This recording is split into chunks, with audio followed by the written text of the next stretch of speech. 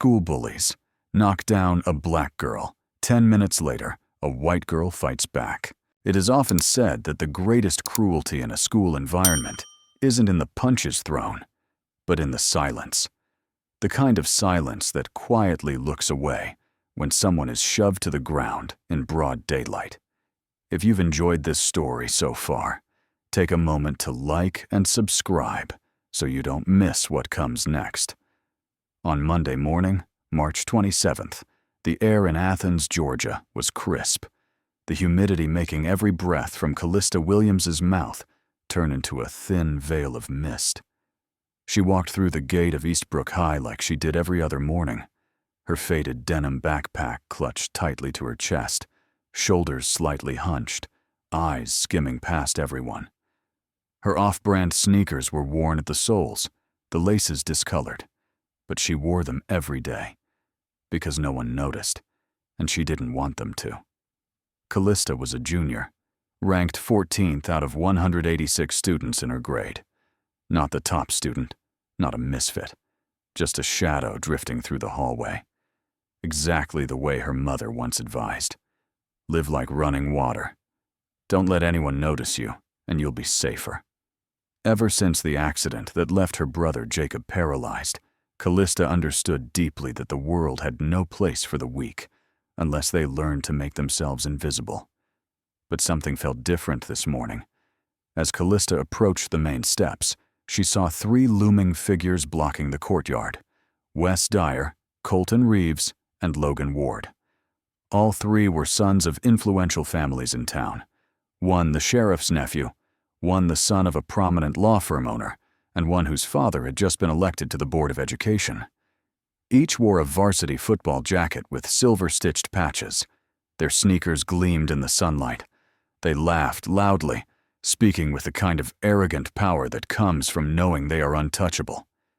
In front of them stood a smaller girl, Rosalind Moore, a transfer student from Atlanta who'd arrived a little over 4 weeks ago. The only black girl in their advanced math class, her hair twisted into a high coil, dressed in a plain hoodie and a light purple backpack. Rosalind rarely spoke, but her eyes always met yours directly. That alone was enough to make some feel challenged. "Where's your hall pass, Beyoncé?" Wes shouted mockingly, loud enough for everyone to hear. Laughter burst out from a second-floor window. Rosalind didn't respond. She didn't even look at them, just kept walking in silence. Colton stepped forward, planting his legs to block her path. Logan, with a fake black ink tattoo on his arm, circled behind her like a predator. Not a single teacher appeared. The school security guard sat in a nearby SUV, head down, staring at his phone like nothing was happening. It took exactly 4 seconds. Colton shoved her hard. Rosalind staggered and hit the pavement, her knee scraping against the rough ground until blood appeared instantly. Her backpack slid sideways, papers scattering. Logan let out a whistle like he'd just seen a comedy sketch. Wes roared with laughter. "Careful now. That concrete must be slippery." And everyone, the nearby students, those at the windows, even the janitor pushing a trash cart just a few feet away, stood frozen. Like a movie paused mid-scene. No one moved. No one asked anything. The silence was heavier than even the laughter. Callista was standing less than 10 steps away. Her heart pounded like she'd just sprinted 800 meters. Her hand clutched the backpack strap so tightly that her nails pressed into her skin. She heard her mother's voice in her head. "It's not your business. You just need to get through these years." But then Rosalind lifted her head. Her eyes didn't plead, didn't show shame. She simply looked at Callista, quietly, as if asking a question without words. "Will you look away, too?" Lunch hour at Eastbrook was usually the most vibrant time of day. The sound of laughter echoed from the cafeteria, locker doors clanged open and shut, and the scent of frozen pizza drifted through the breeze, mingling with the smell of freshly cut grass around the campus. But today, in the middle of all that noise, Callista Williams moved against the current of students flooding toward the dining hall and turned back toward the front courtyard, because she knew that's where Rosalind Moore would be. Rosalind was sitting alone on the stone steps at the base of the flagpole. The white tissue around her right knee was now stained with pale red. Next to her sat a small 200-milliliter juice box and a squashed sandwich in a plastic bag. Callista approached without speaking. She stood still for a few seconds before sitting down, leaving exactly a backpack's length of space between them. "You okay?" Callista's voice was quiet but not hesitant. Rosalind didn't look up immediately. She stuffed the blood-soaked tissue into her hoodie pocket, then exhaled. "Okay. If you call making it through the day okay." At that moment, Callista realized that the answer wasn't a complaint. It was a form of resilience that didn't need to be shouted. They sat in silence for nearly a minute. No music, no spotlight, just the wind tugging at the limp American flag above their heads. Then Callista tilted her head and asked, "Have you ever punched someone?" Rosalind raised an eyebrow at her, surprised, then smirked. "No, but I once made a guy run just by looking at him." She paused. "You planning to train me or something?" Callista didn't respond. Instead, she pulled the elastic band from her wrist and tied her chestnut hair into a high bun. The motion wasn't for tidying, it was preparation. She stood up, slipped off her backpack, and placed it next to Rosalind. "Hold this for me." Rosalind blinked. "What are you doing?" But Callista was already walking away, not looking back. 37 steps. Exactly. 37 steps from the flagpole to the vending machines behind the gym, where Wes, Colton, and Logan were lounging with their feet up on the bench, eating and watching videos on their phones. Logan spotted her first. He tilted his head, smirking. "Well, look who came crawling back." Callista didn't stop until she was just 3 steps away, close enough to hear every word, close enough not to be ignored. She didn't yell. She didn't hiss through her teeth. Her voice was steady, like a morning news report. "Everything you did this morning, it's all on the school cameras." In that moment, the air shifted. Colton raised his head. Wes stopped chewing. Logan chuckled like he'd just heard a bad joke, but his eyes began to dart. None of them knew for sure if the school had a camera in the main lobby. None of them knew the truth. But the mere idea of being recorded was enough to stiffen Colton's shoulders, and Wes glanced toward the security booth, trying to recall if there had been a camera. Callista took another half-step forward. Acting tough's only fun when there's no proof. But once you get caught, what's it called? Bullying? Racism? Or school assault? Logan threw his snack bag to the ground. "Who do you think you are?" "Nobody," Callista replied, eyes locked on them. "Just someone who saw it happen. And this time, you won't erase the evidence." For a few seconds, no one said anything. The wind swept across the courtyard, rattling the gym windows. The 3 faces, boys who'd always used laughter and power to mask what they did, now looked like they'd been dragged into the light, where no one was clapping anymore. And for the first time, Callista realized, sometimes you don't need fists to fight back. You just need to stop bowing your head. Wes Dyer squinted at Callista, as if examining a strange creature that had just emerged from the shadows. His eyes no longer held mockery, but shifted into irritation, the kind that comes when someone realizes their position is being threatened by a person they never considered. Then, with the instinct of someone who'd long used dominance to silence anyone who wouldn't bow, Wes raised his hand. Not fast, not forceful, but clear enough to send a message. "I still control this." The moment froze the air. Colton held his breath. Logan turned his face away but kept watching through the corner of his eye. Callista didn't move, but her gaze didn't waver. Not even a blink. Wes's hand hovered less than a foot from her shoulder. Then a voice rang out, deep and resolute like a verdict. "Raise that hand again, and you're off this campus, Wes." The female voice wasn't loud, but it carried a tone that made the entire courtyard go silent, like someone had hit the mute button. It was Vanessa Redmond, the school's track coach, a former Olympic 400-meter hurdler, and two-time state record breaker back in high school. Every student at Eastbrook knew. Coach Redmond never said anything twice. Last year, she suspended the entire boys' team over a single sexist remark in the locker room. She didn't like violence, but she despised cowardice disguised as laughter even more. She marched straight toward the trio, dropping her sports bag onto the concrete like laying down a boundary. The bag hit the ground with a sharp thud, like the sound of a period at the end of a sentence. "Touch another student again," she said, eyes scanning each of them.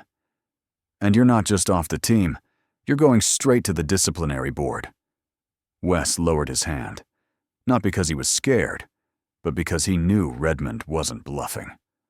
Colton dropped his gaze and stepped back, as if the ground beneath him had begun to crack. Logan scratched the back of his neck, trying to look unbothered, but his eyes wouldn't meet hers. Coach Redmond didn't need to shout. She simply circled them in a half moon, her gaze inspecting every blink, every twitch of a finger. "I saw everything," she said, "and I might not be the one who writes you up, but I am the one who takes you off the field. Permanently." She turned to Callista and gave her a small nod. No smile, no praise, just a nod. The kind of nod soldiers use to pass orders without words. Callista understood. There was nothing else she needed to say. As she turned to walk away, she could feel the air behind her collapse. It wasn't a victory. It was a retreat by those who no longer held the upper hand. She didn't look back, not out of pride, but because there was still something she had to do. Rosalind was still at the front courtyard, standing near the flagpole that flapped quietly in the wind. She still held Callista's backpack in her hands, her eyes wide and lips pressed together, not from fear, but from astonishment. She didn't understand how a girl who had always avoided conflict had just stepped forward like that, standing against the three boys long considered untouchable at school. Callista walked over and took back her backpack. For a few seconds, neither of them said a word. Then Rosalind whispered, "You didn't have to do that for me." Callista paused, then replied in a voice so soft, it felt like it was meant only for the girl in front of her. "I did it because no one else would." In Rosalind's eyes, for the first time, Callista was no longer the invisible girl who slipped through the hallways. She was someone who knew what was right and chose it, even if it meant standing alone. And in the middle of that vast schoolyard, where hundreds had chosen to look away, silence was finally broken, not by a scream, but by the firm act of someone who was no longer afraid. On Wednesday morning, 3 days after the incident in the courtyard, the atmosphere at Eastbrook High fell silent in a very different way. There were no more stifled laughs behind Callista as she walked down the hallway. No more indifferent glances that passed her by as if she didn't exist. Something had shifted, not loudly, not with banners, but in small signals. A nod from a classmate who had never spoken to her before, an underclassman deliberately stepping aside to give her room, or a group of 3 girls suddenly going quiet when she entered the library. Callista wasn't sure if she felt comfortable with the sudden attention. For nearly 2 years, she had mastered the role of the one no one remembers, and most of the time, she preferred it that way. But now, silence was no longer a shield. It echoed back from an action she once thought was just a momentary impulse. And most surprisingly, the only person who didn't look at her like she'd won a medal was Rosalind Moore. Rosalind didn't ask about that day. She didn't say, "Thank you," didn't throw her arms around Callista with teary gratitude, and certainly didn't say anything that sounded like, "We're sisters in arms now." Instead, on Wednesday morning, as Callista fumbled with the lock on her locker, Rosalind gently placed a brown paper box on the shelf and simply said, "This is from my mom." Then she walked away, as if she were just returning a borrowed book, not offering a gift. Callista opened the box. Inside was a fabric bracelet, hand-woven from coarse cotton thread in 3 colors: black, red, and gold. The colors of strength, of sacrifice, of pride that don't scream. The threads were twisted by hand, so evenly that Callista knew the person who made it didn't do it out of politeness, but out of respect. She slipped it onto her right wrist. No adjustment needed. No tying required. It fit snugly, like it had been tailored just for her. From that day on, Rosalind began walking beside Callista during break times. There weren't many conversations. Occasionally, a comment about the upcoming U.S. history test. Once, a brief complaint about the chicken sandwich in the cafeteria. But for the most part, they simply walked side by side. No jostling, no Instagram bestie performance. Just 2 people walking in the same direction, and knowing they no longer had to walk alone. On the other side, the 3 boys had changed too. Wes Dyer, the one who used to swing his arms and shout, became noticeably quieter whenever Coach Redmond's jacket swished past the practice field. A week after the incident, his name was no longer on the relay sign-up sheet. Colton Reeves, whose shove had started it all, took a break from the football team, citing family matters. And Logan Ward, the one who had laughed the loudest, now sat quietly in a corner of the cafeteria, his eyes occasionally drifting toward Callista, as if trying to guess whether she still had more footage. But Callista didn't need any footage, no evidence to hold over anyone's head. She understood what worked better than any clip was the fear of being seen. No longer invisible, she had become a living witness. And her presence, quiet, persistent, was a reminder that now, someone was watching. That afternoon, as the 2 of them sat on the library steps, Rosalind suddenly asked, "Do you feel different?" Callista lifted her eyes from the page. "Number but. I think other people do." Rosalind nodded slightly, as if confirming something she'd already suspected. Then she pulled a peppermint candy from her pocket and handed it to Callista. "Take it. It's windy today." Callista took it without saying anything, but in that moment, she realized something louder than any applause. Friendship doesn't need a name. It begins when we stand beside each other, without needing a reason. Since the day the bracelet appeared on Callista's wrist, the footsteps in the hallway had grown lighter, not because the pressure had vanished, but because everything was now masked more skillfully. The storm had passed, but the sky was far from clear, and she knew people like Wes Dyer never back off so easily. They only retreat into the shadows to prepare another form. In the second week after the incident, all public displays had virtually disappeared. No more whistles or remarks when Callista and Rosalind passed the gym. No more innuendos in history class or bursts of laughter cutting through whenever she raised her hand to speak. Yet that silence made Callista feel even more on guard, because it wasn't an ending. It was the pause before something else began. And it began on a Monday afternoon.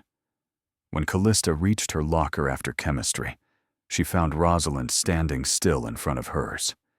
Rosalind's eyes were fixed on a word carved by something sharp. R-A-T. The letters were gouged hard, deep and sharp, not written with correction fluid or marker, but with something metallic, possibly a pencil sharpener blade or a filed-down jacket button. The cuts tore through the paint, etched into the pale metal underneath. Rosalind said nothing. She simply pulled a cartoon cat sticker with mocking eyes from the pocket of her hoodie and slapped it over the word rat. No explanation. No argument. No threats. Callista stood beside her, something tightening in her chest, not from anger, but from admiration. Rosalind's silence wasn't weakness. It was a kind of resistance Callista had never learned before. But Callista couldn't stay silent for long. That evening, when she got home and opened her laptop to start her essay on post-Apoisieux human rights theories, she couldn't type a single word. Her fingers hovered over the keyboard but refused to press down. Jacob, her older brother, was the first to notice. He rolled into her room with a mug of cocoa in hand. He didn't ask anything, didn't speak, just set it down on the desk and sat quietly beside her. A minute passed, then Jacob tilted his head. "You're not angry. You're hurting." Callista didn't argue. "Why?" he asked. "Because the more I try to do right, the harder everything gets." Jacob nodded. "Maybe. Or maybe it's how you know what you're doing matters. I'm not sure I want to prove anything anymore." "Not to them," Jacob said. "To yourself." Callista looked at him, then at the bracelet on her right wrist. Still there, firm and steady like the first time she wore it. She thought about the empty hallway, about the nameless word carved into metal, about the cat sticker with its defiant eyes, and about how Rosalind never needed to shout to turn a small act into a statement. The next day, Callista didn't wear the bracelet. She wrapped it around the strap of her backpack to remind herself that not everything needs to be worn to be seen. Sometimes carrying it within is enough. And that morning, as the two of them walked side by side past the biology wing, Callista tilted her head slightly toward Rosalind and asked, "That sticker, do you have more?" Rosalind smiled lightly and pulled out a whole stack from her pocket. "Claws or scythe?" "Scythe. Gotta keep it sharp." "Sharp for what?" "Sharp for defense." They both laughed.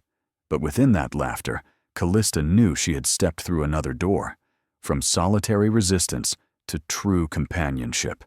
And this time, she wasn't walking alone. Friday morning.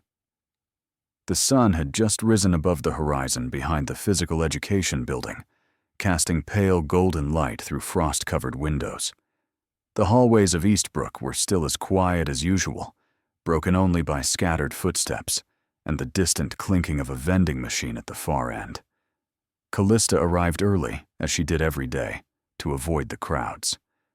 But today, as she turned into the first-floor corridor of Building A, she saw Rosalind already standing there, motionless in front of locker 187.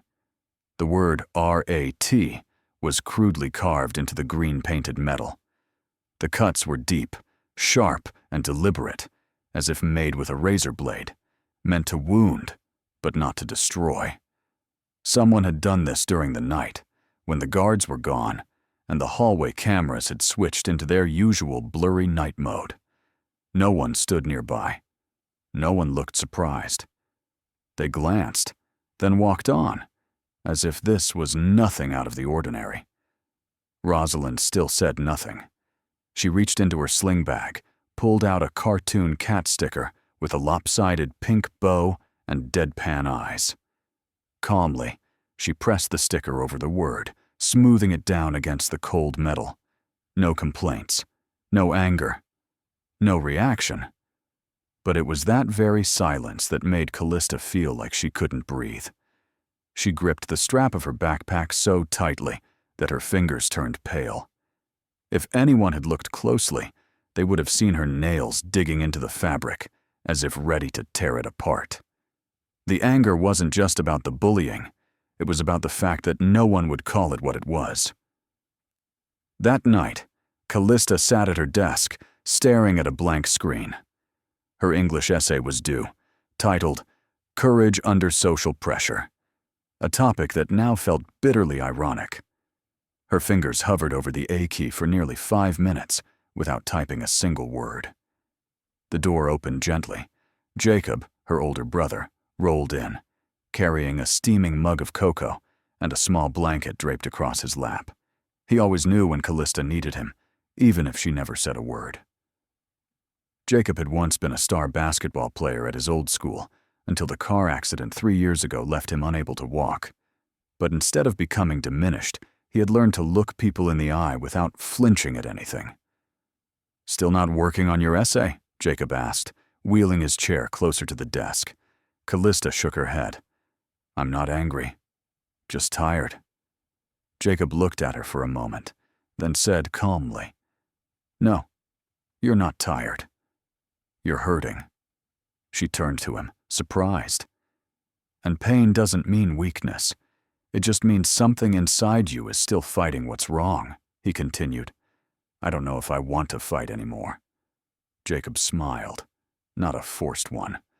The world will keep trying to make you give up. So, I'm just supposed to keep taking it? Callista asked, half weary, half bitter. No, Jacob said firmly, his eyes lighting up. You're not just taking it. One day, you're going to be the one the world has to take. Callista didn't respond right away. She looked at the cocoa he brought her, then down at her hand, where the strap mark from her backpack still glowed red. Then, in a voice barely above a whisper, she asked, So where do I start again? Jacob didn't hesitate. By not letting a sticker cover up the truth, by calling out what's wrong, even if you have to say it alone. That night, Callista didn't write her essay. Instead, she opened a blank document and began typing words with no title, no grade, no submission, just words that spilled like blood from a wound, learning to scar. I see, I feel, and I'm silent no more. 3 days after the incident at Rosalind's locker, Callista walked into English literature class with an unnameable feeling, as if the familiar classroom had become the stage of a play she was never invited to act in, yet had somehow been cast as the lead. It all started with a message passed around faster than the latest schedule update, a video clip crudely edited from secretly recorded phone footage, capturing the moment Callista confronted Wes, Colton, and Logan on the field. But what made the video go viral wasn't the truth. It was how it was distorted. A cartoonish remix soundtrack played in the background. Whistles were added as she turned her face, and the title appeared in bold. Girl Wants to Be Wonder Woman. Part 1. Demands Justice with Threats. In just 24 hours, the clip reached over 2,800 views on the school's intranet, more than 150 shares, and a swarm of snide comments. Not bad acting, just missing a cape. Wow. Fame via morality, huh? Team Wes still rules. Like if you agree. Callista said nothing. She saw the video for the first time during morning break, when a group of students sitting around a table in the library suddenly burst out laughing. One of them held up a printout of a screenshot, her face scrunched in anger, with a Comic Sans caption above it. When you think you're the judge, but you're the joke. In that moment, Callista felt like someone had sucked all the air out of the room. But she didn't show a reaction. She sat down at her usual table, opened her Salinger book like every day, eyes on the page, though her mind spun like someone was hammering the back of her skull. Rosalind was the only one who came over. She didn't ask questions, didn't offer a lecture. She simply pulled a pack of bright red Twizzlers from her pocket, placed it on the table, and sat beside her. I know you're used to this, but I'm not. Callista gave a small smile, though her eyes couldn't hide the fatigue. I'm not used to it, she said quietly. I just learned how not to let them see me fall. That night, Callista came home early, ate less than usual, and didn't speak to her mother. She went upstairs, turned on her computer, and typed in the video link, her first time choosing to rewatch it. In the video, the moment she walked toward the bullies was slowed down, and cartoon footstep sounds were added. Her line, "The school has cameras," looped like a broken tape. No one saw the context. No one saw the suffocating silence before it all. They only saw a girl standing there, like she wanted to be noticed. Jacob rolled in beside her, stopping at her desk. He didn't look at the screen, only at her face, stiff and close to cracking. You're not going to say anything. There's nothing to say. So what are you going to do? Callista was silent for a while. Nothing. Reacting just gives them a reason to keep going. Jacob leaned in, his gaze no longer gentle.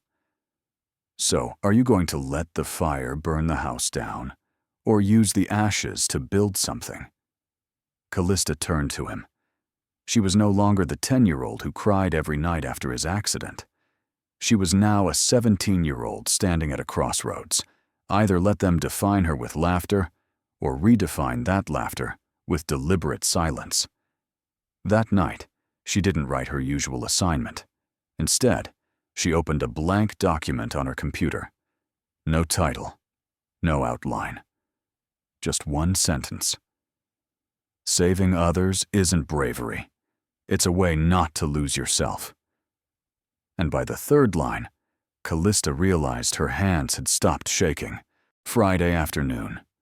The sunlight slanted across Eastbrook's courtyard like streaks of gold spilled over the cracked concrete, worn by a dry spring.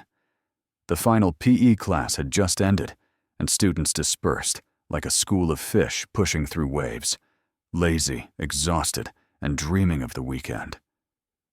Callista took the long route around the gym to avoid the crowd, a cold water bottle in hand, though its chill did little to soothe the heat simmering in her chest, one she couldn't yet name. Then she heard it, a female voice, sharp and cold as metal scraped against stone. You think this is a movie, Moore? Callista stopped. Behind the wooden benches and the vending machine was a small courtyard out of view, where students often met to chat, swap notes, or stir trouble. Kenzie Walker, captain of the cheer squad, was standing in front of Rosalind. With her wavy blonde hair and red and white uniform, Kenzie looked like the classic American high school poster girl, until she opened her mouth. Her gaze wasn't simply hateful, it was contempt, nurtured by privilege and social protection. Rosalind stepped back, her spine touching the rough brick wall. You think that little scene with Wes gets you a pass from the rules here? Kenzie asked, her voice sugar-sweet but sharp as needles. It wasn't a scene, Rosalind said softly, eyes locked on her opponent. Wasn't a scene? Kenzie smirked. So you think you matter? Callista stepped forward, ignored the warning bells in her head, ignored the logic telling her to stop. She wasn't acting. But you are, Kenzie. Kenzie turned, her expression shifting from cold to curious. Oh, look, Wonder Woman returns. Am I supposed to be surprised? No need, Callista replied. Just step back. Kenzie moved half a step forward, her face inches from Callista's. You're not worth me getting suspended from competitions. Try and see. No hands were raised. None needed to be. The tension between them was thick, like a duel without physical contact. Kenzie stared deep into Callista's eyes, then let out a scoff. Careful, Williams. This school can lift you, or bury you faster than a viral clip. She turned to leave, brushing her shoulder deliberately against Callista's as she passed. A subtle move, not forceful, but intentional. A territorial stamp. Rosalind exhaled when Kenzie disappeared from view. I didn't want you to do that. Not again. Callista turned to her, the tightness on her face now replaced by steadiness. I didn't do it because you're weak. I did it because I know exactly how it feels to stand alone. Rosalind looked down at her white sneakers, now stained with dirt. But I wanted to handle it myself. And you did. You didn't run. You didn't bow your head. That's handling it. I just showed up because sometimes people don't need rescuing. They just need to know someone won't leave. The wind drifted through the courtyard, scattering dry leaves like unsent letters. The two stood in silence for a long moment, then turned toward the library. No extra words, no shoulder taps, no thank yous. That night, sitting in her room, Callista reopened her draft on the computer. She added a new line. Some battles don't need fists. Just someone willing to stand still in the tide without turning away. Monday morning. The new week at Eastbrook began like any other. but something about the air felt both tense and quietly expectant, as if everyone was waiting for a signal that no one dared to give first. And then, just after the first period, that signal appeared. A 10th grader named Juno Tran, a silent member of the photography club, someone who usually cared only about lighting and composition, uploaded a video. No title, no caption, no music. Only images. Original sound. It was a clip from the security camera in the main lobby, uncut, unedited, unmocked. In it, viewers saw clearly. Rosalind was shoved, her books flying, her knee hitting the tiled floor hard.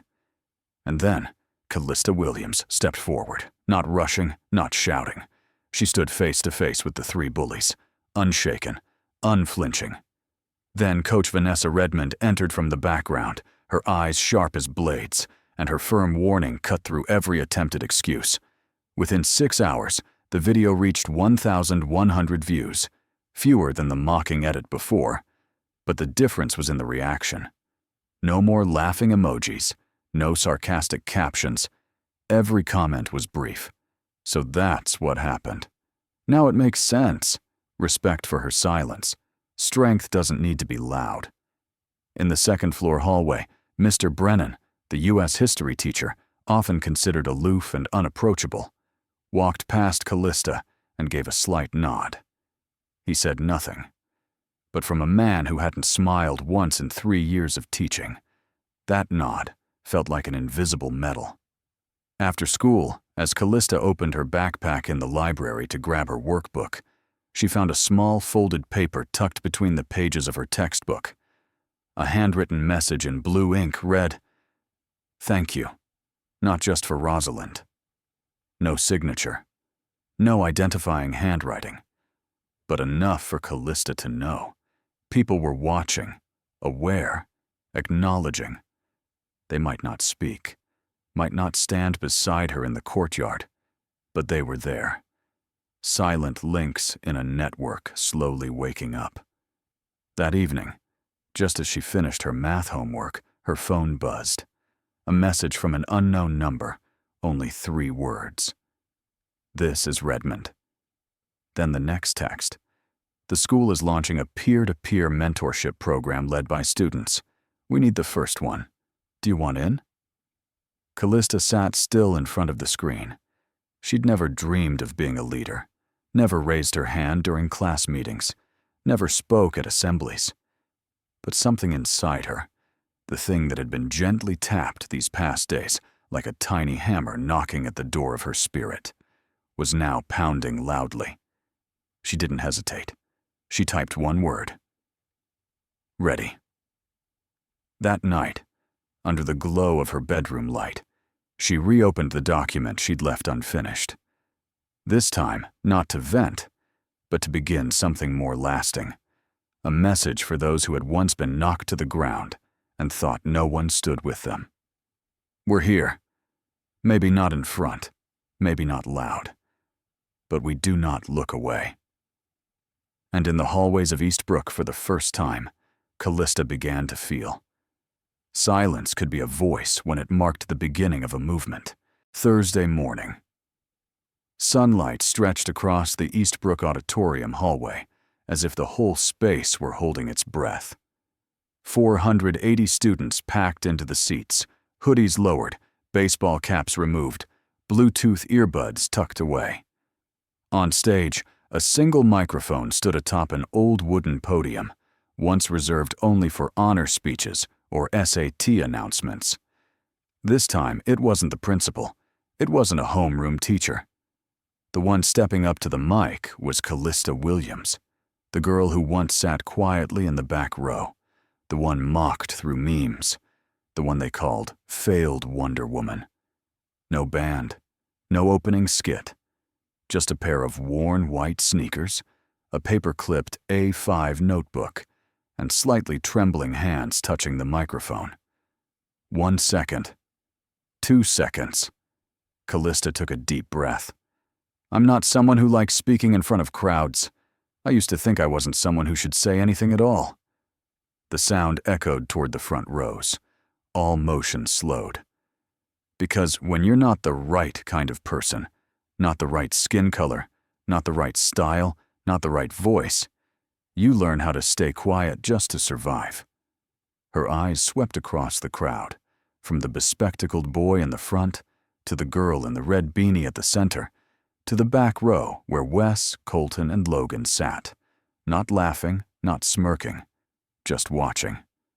But that day, if I had turned away, let Rosalind Moore fall, let myself walk past, like everyone else, I wouldn't have just left that place. I would have walked away from who I am. Callista tightened her grip. Silence can help you survive, but sometimes speaking up is the only way to live right. Not because you're strong, but because you don't want to lend your silence to the wrong kind of weakness. A round of applause rose from the left wing, not choreographed, not forced, then spread like wildfire across a dry field. 30 seconds later, nearly the entire auditorium stood. As Callista stepped down, Rosalind was already there. She didn't say much, just tilted her head with a soft smile. Told you. You have a voice. Callista smiled back, saying nothing. But in her eyes, there was no shadow of retreat, only presence. Full, unapologetic presence.